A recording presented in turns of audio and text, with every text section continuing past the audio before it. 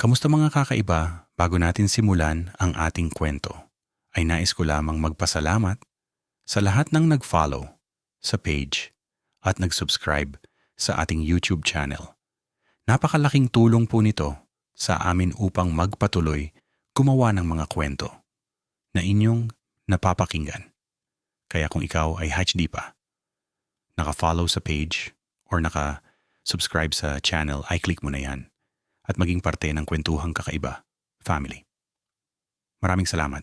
Simulan na natin.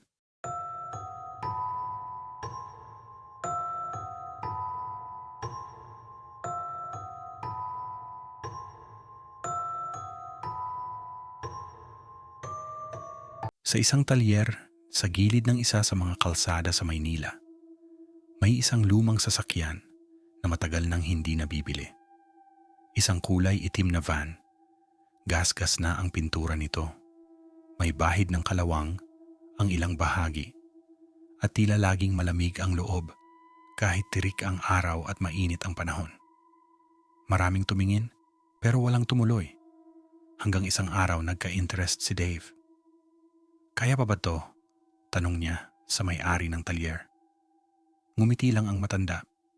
Kaya pa. Basta kaya mong alagaan.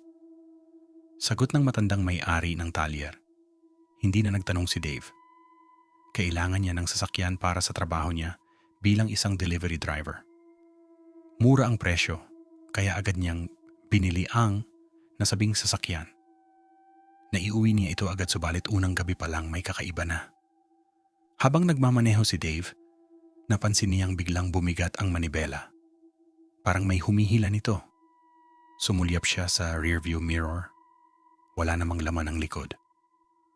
O pagod lang to, bulong niya sa sarili. Pero kinabukasan, may narinig siyang mahina.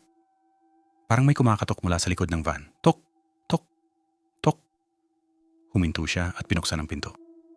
Subalit wala itong laman. Malinis. Tahimik. Pagbalik niya sa driver's seat, naamoy niya ang kakaibang amoy. Parang nabubulok. Lumipas ang mga araw. Palala ng palala ang mga nararanasan niya tuwing ginagamit ang van.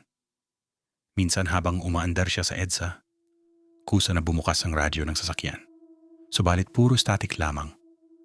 Hanggang sa may marinig siyang pabulong. Buksan mo. Bigla niyang pinatay ang radyo.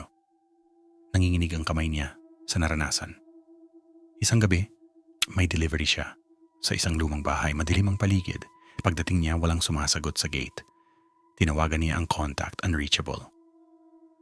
Habang pabalik na sana siya sa van, narinig niya ulit, tok, tok, tok.